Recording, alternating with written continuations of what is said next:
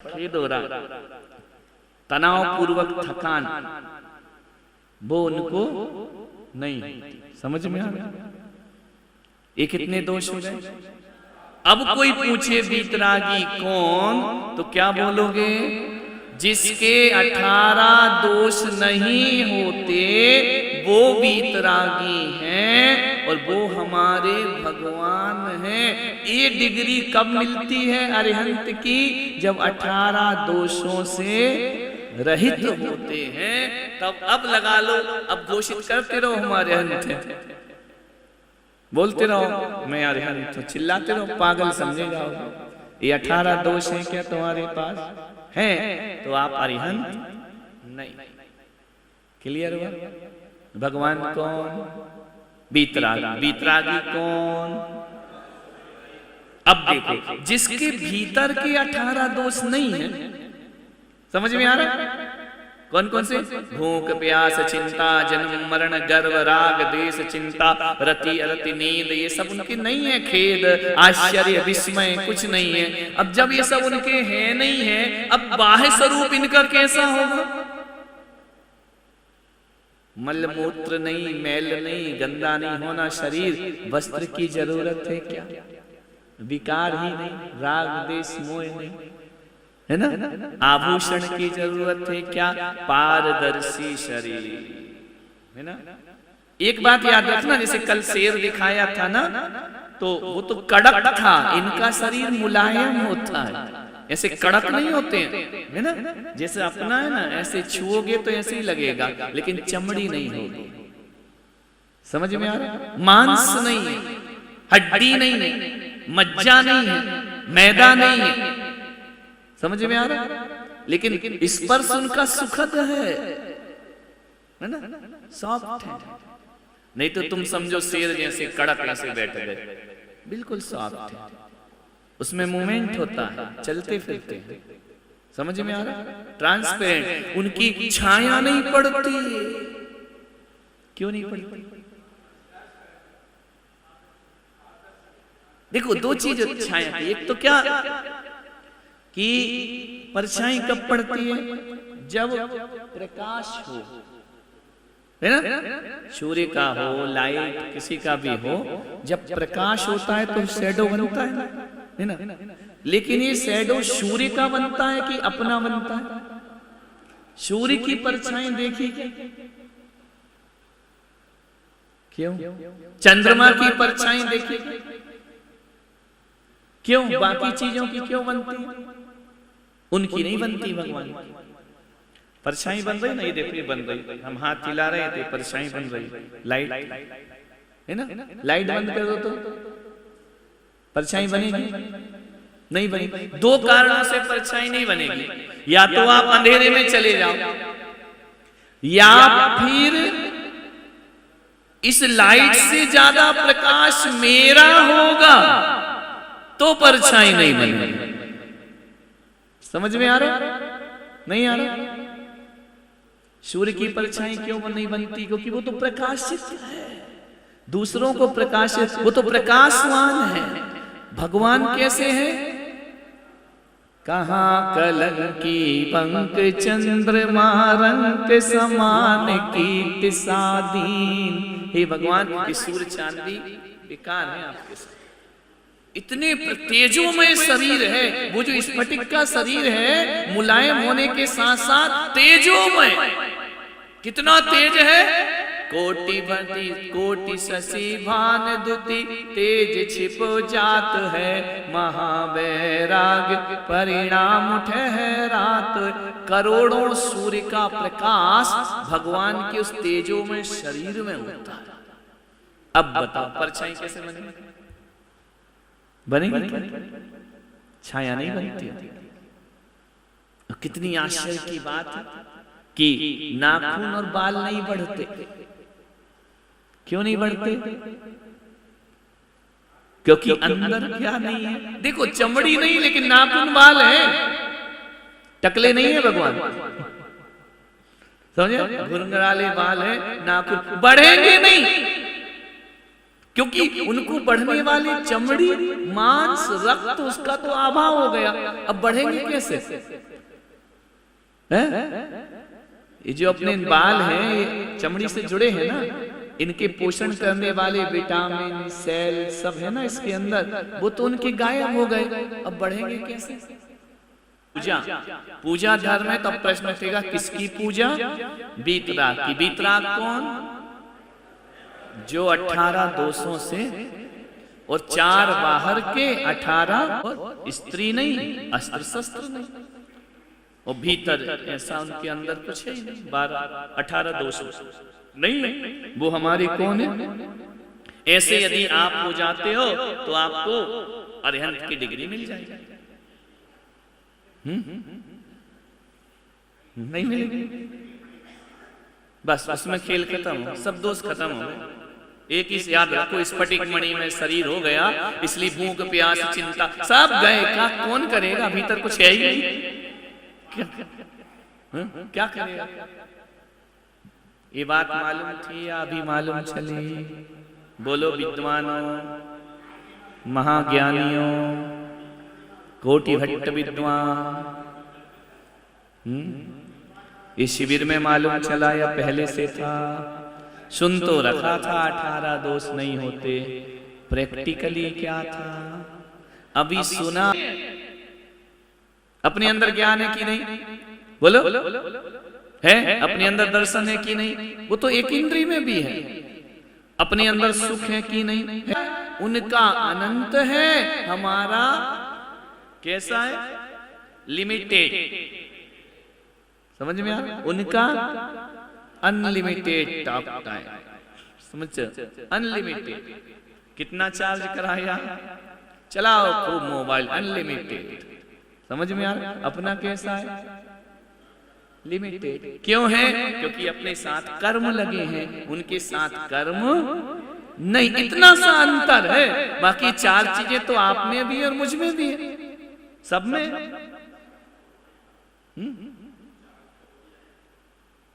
समझ में आ रहा? ज्ञान है अपने पास, उसमें क्या शब्द नहीं लगा? अनंत शब्द नहीं लगा। दर्शन है अपने पास, क्या नहीं लगा? अपन कितना जानते हैं? एक लिमिट का ही तो जानते हैं ना, लिमिट से बाहर तो नहीं जानते।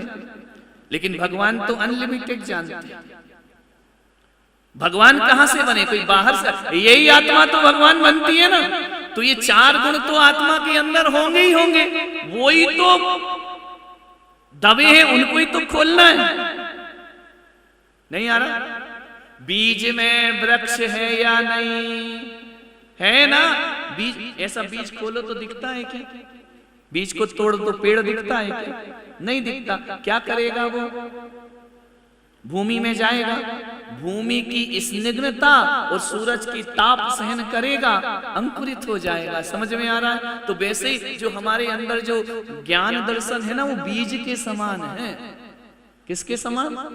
जब वो तप करेगा, तपस्या करेगा, कर्मों का नाश करेगा, तो वो ज्ञान विस्फोट बन के केवल ज्ञान में प्रकट हो जाएगा, वो अनंत हो जाएगा। अभी जो अंत सहित है वो अनंत हो जाएगा।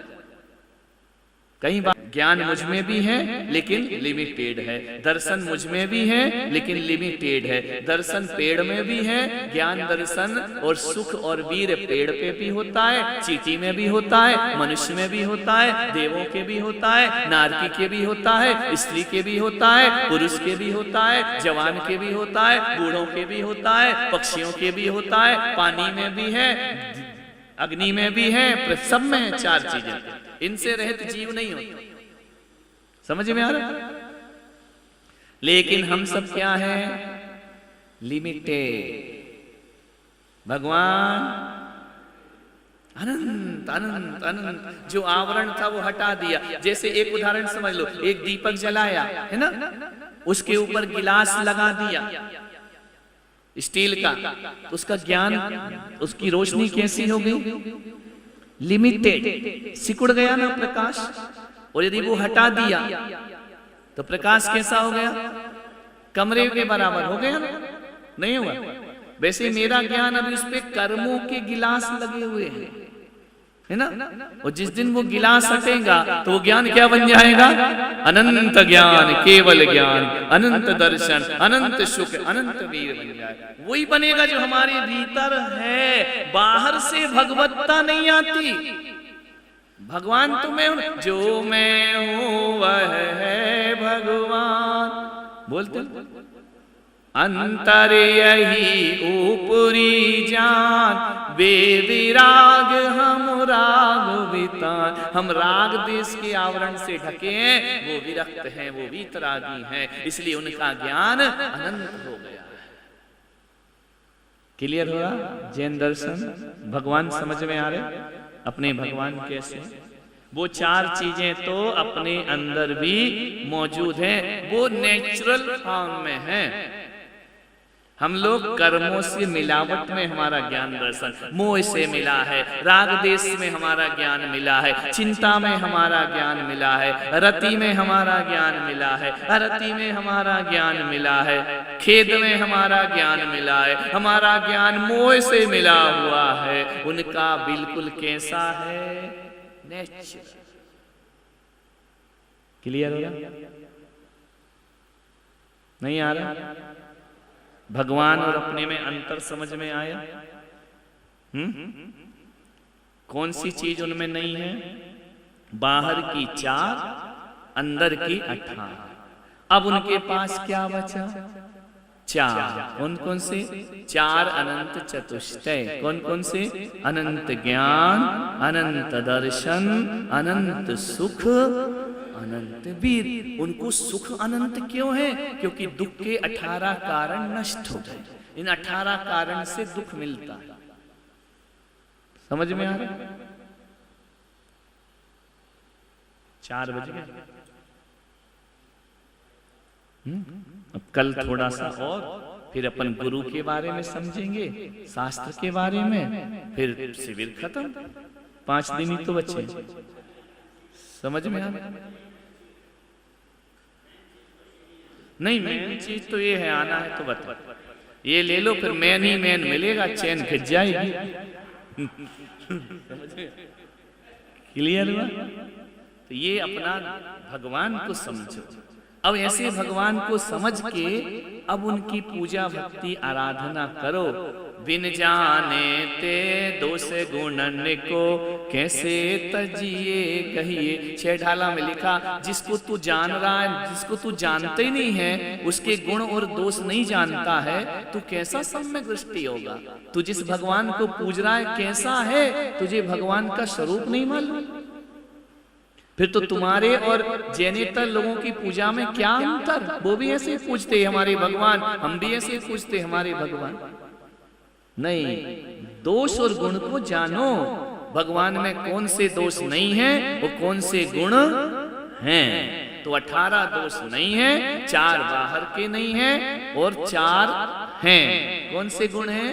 अनंत ज्ञान, अनंत दर्शन, अनंत सुख, अनंत वीर। समझ में? अब अपन कल क्या समझेंगे कि जब भगवान में इतने गुण हैं तो पूजा क्यों करना उनकी? क्या वो कुछ देते हैं? इस पे अपन कल चर्चा करें। समझ में आ? करता हरता भरता है क्या वो? ये कल इस पे डिस्कस होगा। याद दिलाना है ना, नहीं तो मैं भूल जाऊं, कल दूसरा विषय आ जाए। समझ में आ रहा? क्या भगवान हमें कुछ देते हैं या जान काटा जाता है और इंसानियत की हत्या की जाती है? और ऐसा कोई कत्ल खाना है हर शहर में है। पढ़ी लिखी महाजन कौम से लेकर पिछड़ी हुई जातियों तक है पाप पनप रहा है। घर घर में बूचड़ खाने खुल रहे हैं और वह बूचड़ खाना यदि कोई है तो मादा भ्रूण हत्या का बूचड़ खाना है, गर्भपात का बूचड़ खाना है, स्लॉटर हाउस बन रहे हैं घर आजकल। मान्यवर ध्यान रखिए, चलता फिरता बूचड़ खाना, चलता फिरता कसाई घर, जहां पशुओं की निर्ममता से हत्या नहीं होती है बल्कि जीते जी इंसान के बच्चे का खुलेआम कत्ल कर दिया जाता है। ऐसे क्लिनिकों की बाढ़ आ गई है देश में। एक डॉक्टर चंद रुपए के खातिर चंद नोटों के खातिर मानवता का हत्यारा बन रहा है। वो जो डॉक्टर ये नियम लेता है कि मैं लोगों को जीवन दान दूंगा, एक शपथ उठाता है, न जाने नोटों के खातिर कैसी नीयत खराब होती है उसकी कि जीवन देने वाला जीवन लेने को तैयार हो जाया करता है। डॉक्टर तो परमेश्वर हुआ करता है, वैद्य को तो परमात्मा कहा गया है, हकीमों को भगवान का दर्जा दिया जाता है, क्योंकि ये मरती हुई मानवता को सांसें दिया करते हैं, ये तड़पती हुई जिंदगी को सुख और सुकून देने का काम किया करते हैं। डॉक्टर का धर्म होता है कि जीवन दान देना, जीवन लेना ये डॉक्टर का धर्म नहीं होता है। सफेद कोट पहनकर शपथ उठाते हो कि जिस पेशे की तरफ मैं बढ़ रहा हूं, जिस कार्य की तरफ मैं बढ़ रहा हूं, मेरा धर्म और मेरा लक्ष्य है कि लोगों को जीवन देते रहूंगा, मैं टूटती सांसों को जीवन देते रहूंगा, मैं अंधियारी आंखों में रोशनी भरता रहूंगा। शायद एक डॉक्टर वो शपथ अपनी भूल जाता है। ध्यान रखिए, जीवन दान दीजिए। जीवन कैसे लेने लगे आप? चंद रुपयों के खातिर गर्भपात करना, चंद रुपयों के खातिर एवार्सन कर देना, और बेरहमी से एक मानव को मार देना, मानव भ्रूण का कत्ल कर देना, बहुत बड़ा अपराध हुआ करता है। महाजन कौम में भी ये पाप पनप रहा है, पढ़े लिखे लोग भी ये पाप कर रहे हैं। एक आधुनिक पाप है ये गर्भपात, ध्यान रखिए। एक महिला मेरे पास आई, 4 आंसू लुढ़काए। मैंने कहा क्या हुआ बहन, क्या तकलीफ है तुमको?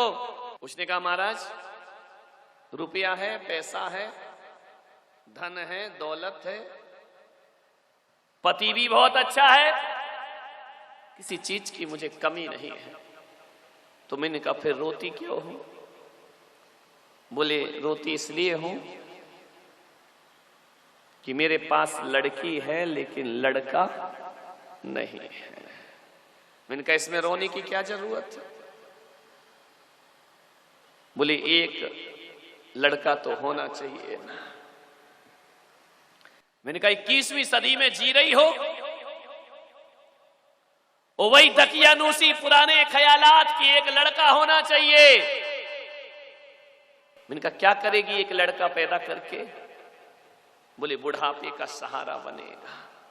मैंने कहा कोई जरूरी नहीं। गया जमाना कि ये बाप बोले कि 14 वर्ष वनवास जाना है और बेटा हाथ जोड़ के चला जाए, बोल मत देना, अदालत तक घसीट के ले जाएगा तुमको, ध्यान रखना। गए वो राम जी के जमाने, गए वो दशरथ के जमाने। बेटा कब पड़ोसी बन जाए इसकी कोई गारंटी नहीं हुआ करती। एक बात ध्यान रखना, बेटी ससुराल में रहकर भी माँ बाप का ध्यान रखती है, और बेटा पास होकर भी माँ बाप का ध्यान नहीं रखा करता है। ध्यान रखिए। किस बेटे की चाहत में जीते हो तुम? मैंने कहा तू पगली हो गई है। कहती है कि एक बेटा होना चाहिए। मैं तो कहता हूं बेटा ना हो तो कोई दुख की बात नहीं है, लेकिन जिसके घर में लड़की ना हो उसके घर में दुख की बात जरूर हुआ करती है। और एक बात याद रखिए, बेटा ना हो तो चिंता मत करना, लेकिन बेटी ना हो तो आदमी को जरूर चिंता करना चाहिए। एक बेटी बहुत हुआ करती है, और मैं तो ये कहता हूं कि जिसके पास बेटी नहीं होती है उसके पास सीने में धड़कता हुआ दिल भी नहीं हुआ करता है। उसके हृदय में दिल नहीं, वह पत्थर का हृदय हुआ करता है, पाषाण है वह। एक बेटी बहुत जरूरी है। एक बेटी अच्छे अच्छे के अहंकार को चुनौती दिया करती है, और जिनकी बेटियां नहीं हैं, बेटे ही बेटे हैं, बड़ी छाती चौड़ी करके चलते हैं कि हमें तो किसी के सामने झुकने की कोई जरूरत नहीं। झुकाने का काम करती है एक बेटी, वो बड़ों बड़ों के अहंकार को मिट्टी में मिला दिया करती है। इसलिए आपसे कह रहा हूं कि आपके घर में बेटा हो या ना हो, हर घर में एक लड़की जरूर होना चाहिए, एक बेटी हर घर में जरूर होना चाहिए। बेटी इंसानियत सिखाती है, बेटी झुककर जीना सिखाती है, बेटी हमारे अंदर मानवता को जन्म दिया करती है। एक बेटी घर में जरूर होना चाहिए, ध्यान रखिए। बोली महाराज कह तो सही रहे हो, तो इनका अब क्या दिक्कत है? बोले फिर भी एक वंश का अंश तो चाहिए। किस वंश के अंश की बात कर रहे? ऐसी मानसिकता लोगों ने बना ली है कि हमारे घर बेटा ना होगा तो हमारा वंश नहीं चलेगा।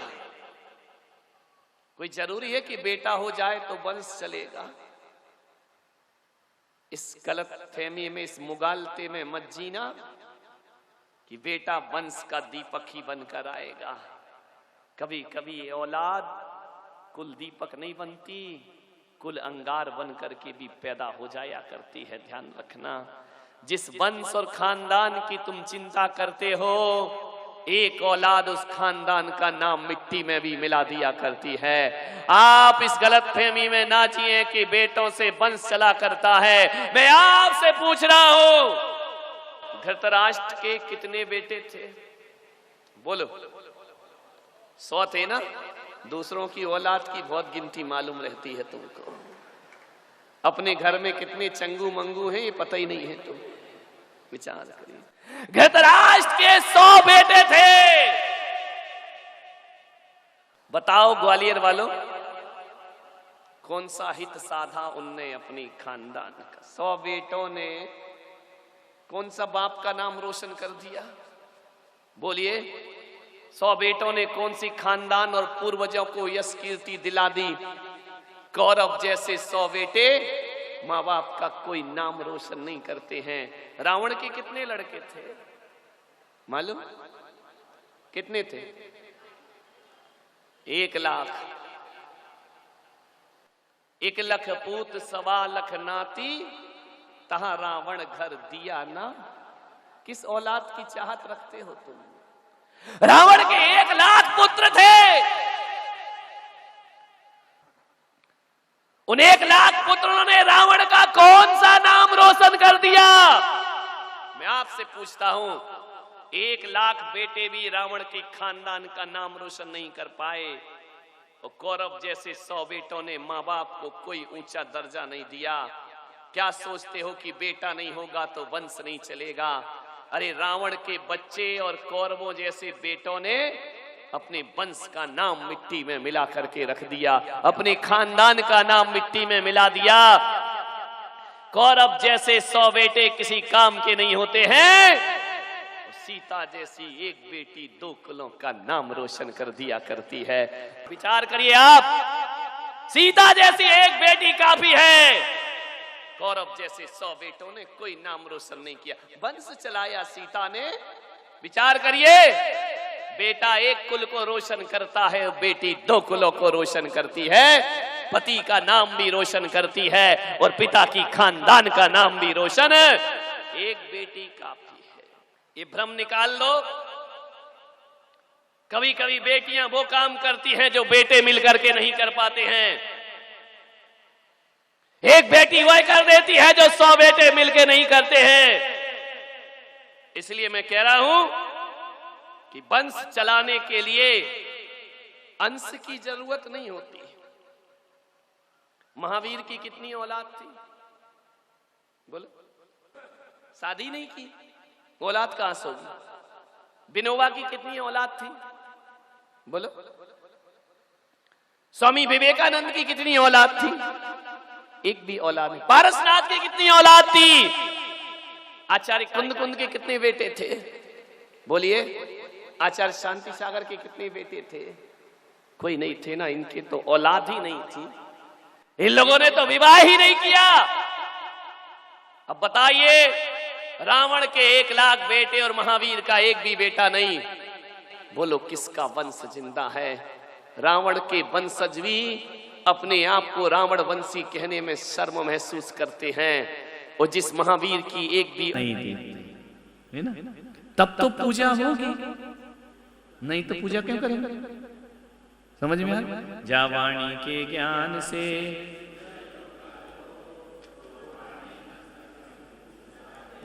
हे जिन वाणी भारती तो ही जपो दिन रैन। में स्थिति और परिस्थितियों के बीच जन्म से लेकर मृत्यु के बीच तक जो भी घटता है वो हमारे आने वाले जीवन का निर्धारण करता है। इस बीच के अंतराल में हम जो कुछ भी करते हैं वह आने वाले जीवन का शिलान्यास होता है, उसकी भूमिका होती है। शुभ करते हैं तो आने वाला कल शुभ होता है, अशुभ करते हैं आने वाला कल अशुभ हो जाता है। हम स्वयं अपने स्वर्ग नरक मोक्ष के निर्माता होते हैं।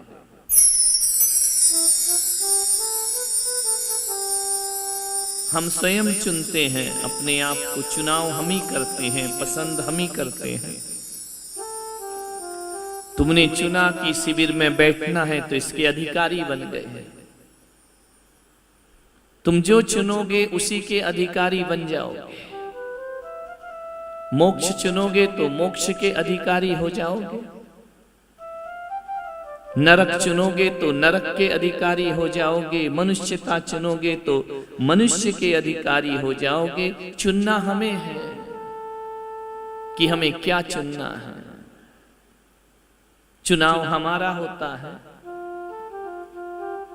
और हम जीवन में जिस चीज का चुनाव करते हैं वही स्थितियां, वही वातावरण, वही माहौल, वही हमारे चारों तरफ का निर्मिति वैसे होने लगती है। हमारे विचारों की, हमारे निमित्तों की, हमारे सहयोगियों की।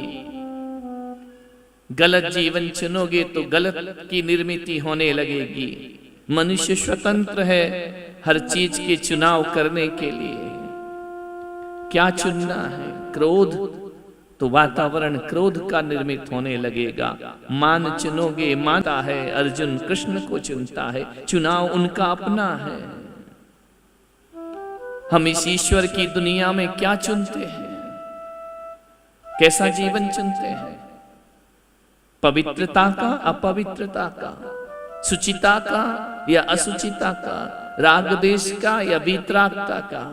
चुनना तो हमें ही है ना। जीव का घात किया हो, उन्हें कष्ट पहुंचाया हो, दुख दिया हो, अपने स्वयं के जीवन के अभिलाषाओं को लेकर किसी का जीवन नष्ट किया हो, तस्मिच्छामि दुक्कडम। मैंने अहंकार के वशीभूत होकर किसी की भावनाओं को ठेस पहुंचाई हो या अपने आप को ही ठेस पहुंचाई हो, तस्मिच्छामि दुक्कडम।